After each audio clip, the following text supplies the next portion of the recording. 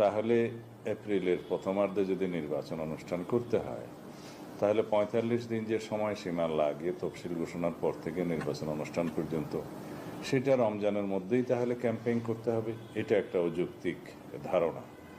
দ্বিতীয় হচ্ছে, পাবলিক পরীক্ষাসমূহ আমাদের দেশে এসএসসি এগুলো সেই সময় হয় এবং ওই সময় আবহাওয়া সঠিক থাকে না।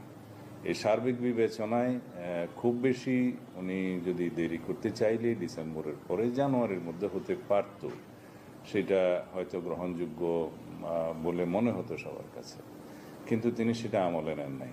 উপরন্তু আরও একটি বিষয় আছে, এই আবহাওয়ার বিষয়, পাবলিক পরীক্ষার বিষয়, রমজানের বিষয়, এগুলো বাদ দিলেও একটা সরকার তার দায়িত্ব নেওয়ার পরে 1 মাসের ভিতরে তো জাতীয় বাজেট প্রণয়ন করতে পারে না। আর আমাদের অনেক বেশি প্রতিশ্রুতি আছে, অনেক বেশি বিষয় বিবেচনায় নিয়ে আমরা বলেছিলাম আমাদের দলের পক্ষ থেকে এবং আমাদের সাথে যারা যুগপৎ আন্দোলনে শরিক ছিলেন, ফ্যাসিবাদ বিরোধী গণতান্ত্রিক আন্দোলনে সমমনা দল, এর বাইরেও অনেক দলের পক্ষ থেকে তারা এই প্রস্তাব দিয়েছিলেন যে ডিসেম্বরের ভিতরেই নির্বাচন অনুষ্ঠান করা সম্ভব। এবং আমরা এই মুহূর্তে আমাদের দলের উচ্চ পর্যায়ে আমাদের স্ট্যান্ডিং কমিটিতে আলোচনা করে বাকি প্রতিক্রিয়া জানানো হবে আমাদের পক্ষ থেকে। এবং আমরা একই সাথে আমাদের সাথে যুগপৎ আন্দোলনে যারা শরিক ছিলেন